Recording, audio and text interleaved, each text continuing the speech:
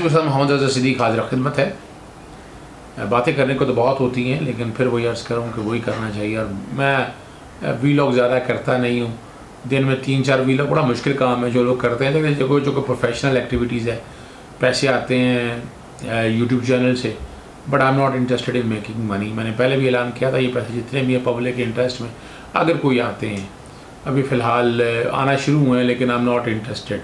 हमें सच दिखाना है, साफ दिखाना है और सोशल मीडिया का पॉजिटिव इस्तेमाल करना है, और इसी सिलसिले में कोशिश करनी है कि हालात और वाक़यात सच कौम के सामने आ सकें। और मैंने 4 सितंबर को 5th जनरेशन वॉर की बात की थी।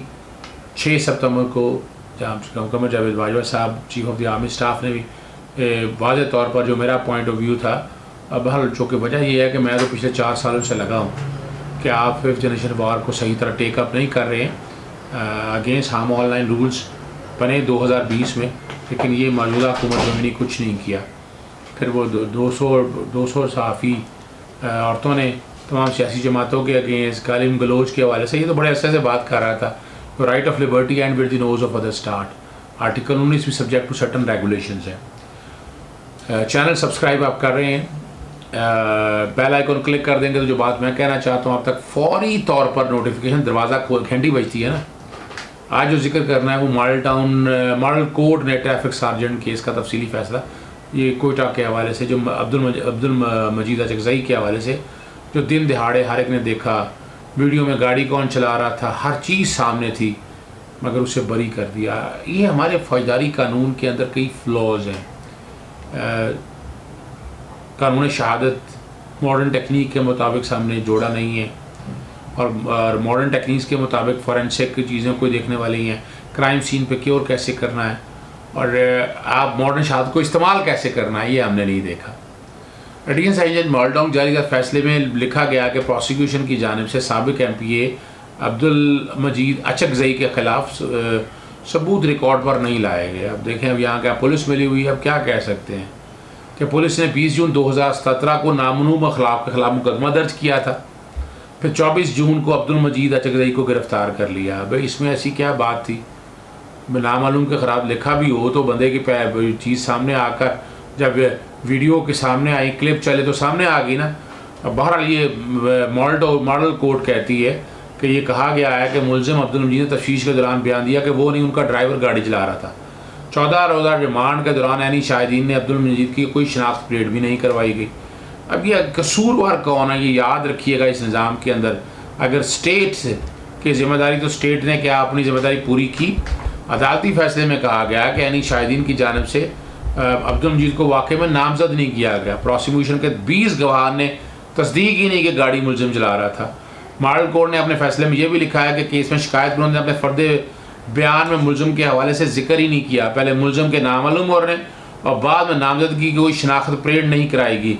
इस सूरत हाल में गवाह के बयान के लिए अदालत के लिए काबिल इत्मीनान नहीं। अदालत ने फैसले में लिखा है कि मुलज़िम अब्दुल मजीद अचकज़ई को केस की सज़ा देने के लिए पेश किए सबूत नाकाफ़ी हैं। प्रोसिक्यूशन मुलज़िम का जुर्म से ताल्लुक़ साबित करने में नाकाम रही।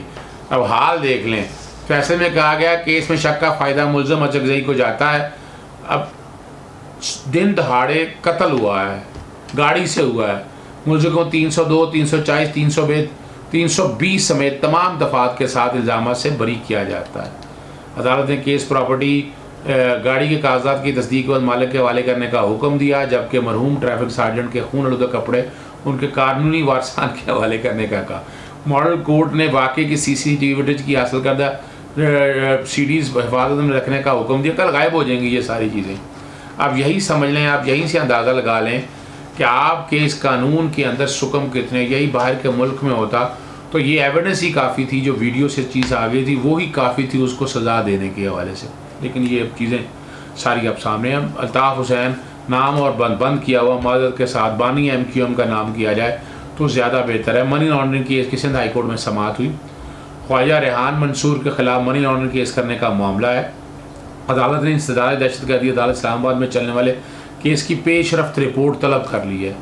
MQM रहनुमाओं के खिलाफ मनी लॉन्ड्रिंग से मुतालिक बनाई गई GIT में भी तहकीकात की पेशरफ्त से मुतालिक रिपोर्ट मांगी है। बताया जाए कि MQM रहनुमाओं के खिलाफ मनी लॉन्ड्रिंग کے الزامات کی تحقیقات کہاں تک پہنچی یہ عدالت کا کہنا ہے۔ ایف آئی اے کے سابق تفتیشی افسر علی احمد آبرو عدالت میں پیش ہوئے۔ میں کیس کا عبوری چلان عدالت میں جمع کرا دیا ہے۔ سابق تفتیشی افسر اس کے بعد مجھ سے تفتیش کر واپس لینے کا کاؤنٹر ٹیررزم کو دے دی گئی، یہ ان کا کہنا ہے۔ 34 ماہ ہو گئے ہیں، کیس میں کوئی پیش رفت نہیں ہوئی۔ کیس کراچی سے اسلام آباد منتقلی درخواست پر بھی اٹارنی جنرل سے جواب جمع نہیں کرایا۔ عدالت نے درخواست کی مزید سماعت 8 اکتوبر تک ملتوی کر دی ہے۔ سرفراز مرچنٹ کی درخواست پر بانی ایم کیو ایم اور دیگر خلاف منی لانڈرنگ کا مقدمہ ایف آئی اے نے درج کیا۔ کیس میں بانی M Q M, Babar Ghauri, Khawaja Rayan Mansoor اور دیگر کو نامزد کیا ہے۔ آپ یہیں سے اندازہ لگا لیں کہ یہ فیٹف کے حوالے سے جو قانون سازی ہے وہ کیوں ضروری ہے۔ وہ اس لیے ضروری ہے، اب آپ ذرا بات کو سمجھ آئیں کہ منی لانڈرنگ کے حوالے سے پیسے آپ سے ساری چیزوں کو سامنے رکھتے ہیں، اینٹی منی لانڈرنگ ایکٹ کے حوالے سے، اینٹی ٹیررزم ایکٹ کے حوالے سے۔ اب وہ یہ ساری چیزیں ہیں، یہ بہت ضروری ہیں، یہ کرنی ہے، لیکن یہ کیسے کرنی ہے، یہ حالات اور واقعات آپ کے سامنے ہے، کتنا مشکل کام ہے۔ ایک جو بڑی حیران کن بات ہے کہ لینڈ ریفارم عدالتوں میں کیسز ہیں وہ پینڈنگ چلے آ رہے ہیں۔ پنجاب بار کونسل کا وائس چیئرمین یا ہر کوئی اپنے انفرادی طور پر معاملات کو لے کر چل رہا ہے، چاہے کوئی بھی ہو۔ یہ دیکھیں، بار کونسل کا کام ہے، پوری بار کونسل کا ریزولوشن سامنے رکھنا، ایک چیز سامنے لے کر آنا، پر اس طرح نہیں ہے۔ بہرحال چلیں، اور اٹارنی جنرل صاحب سے اگر ملاقات ہوتی ہے تو وہ بھی چھپتا ہے کہ لینڈ ریفارم کے حوالے سے عابد محسن منٹو نے جو درخواست دی ہوئی ہے، یہ ایک کلاس ہے جسے ہم سو کالڈ لبرل کہتے ہیں، جن کا اپنا ایک نقطہ نظر ہے۔ بس وہ جو آپس میں ایک دوسرے کے مسائل ہیں، جو پریشانیاں ہیں، معاشرہ وہ ساری باتوں کو دیکھتے ہیں۔ بات کی گئی کہ پرائم منسٹر ذوالفقار علی بھٹو صاحب نے مارشل لا ریگولیشن 115 اور 1972 اور لینڈ ریفارم ایکٹ 1977 کے تحت کہ 1990 کی ججمنٹ ہے جو ایپلیٹ کورٹ فیڈرل شریعت کورٹ نے دیا ہے، جو لینڈ ریفارمز کو ان اسلامک قرار دیا تھا، اور فیڈرل شریعت کورٹ نے کسی کو بھی قانونی طور پر جائیداد سے محروم نہیں رکھا جا سکتا۔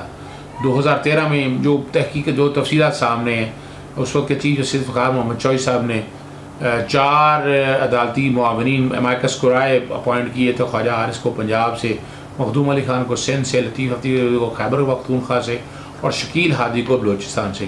اٹارنی جنرل صاحب سے ملاقات کر کے وہ کوشش کر رہے ہیں کہ کس طرح سے یہ کیس لگ جائیں۔ یہ عام آدمی کے بارے میں بھی سوچنے والی باتیں ہیں۔ عام آدمی کے مسائل حل کرنے کے لیے ابھی تک ہماری بار کونسلز نے کیا کردار ادا کیا ہے اور اس کے لیے کیا کیا پیش رفت کی ہیں۔ یہ پیش رفت اتنی آسان کام نہیں ہے۔ یہ پیش رفت آپ کو دیکھیں، عام بندوں کے مسائل مقدمہ درج کرنے سے لے کر انویسٹیگیشن چینج ہونے تک، پھر عدالتوں میں ٹرائل چلنے سے، اتنے معاملات خراب ہیں، اتنی پریشانی ہیں، اتنی دقتیں ہیں، اور وہ کون دیکھے گا، کون کرے گا؟ یہ وہ ساری باتیں ہیں جو کسی نہ کسی نے تو دیکھنی ہے اور کرنی ہے، اور یہ کرنے میں ہماری بار کونسلز کا بہت ہے۔ پبلک انٹرسٹ میں ہم جیسے لوگ تو کوشش کرتے رہتے ہیں کہ کوئی نہ کوئی بہتری کی طرف چیزیں لے جائیں، لیکن سارے مسئلوں سے حل نہیں حل ہو جاتے۔ ان معاملات کو جب تک بار کونسل، یعنی جو اصل کام ایشو ہے بار کونسلز کے، وہ یہ لے پبلک ایٹ لارج کے حوالے سے رہے، یعنی جو ہمارے فوجداری سسٹم کے اندر آپ کے سامنے جنہیں ساری بتائی ہیں جو فلاز ہیں، سول پروسیجر کوڈ کے اندر یا سول دیوانی مقدمات میں جو پرابلمز ہیں، وہ ساری چیزوں کو ایشو کو ٹیک اپ کریں گے تو آگے سیٹل ہوں گے۔ اجازت دیجیے گا، السلام علیکم۔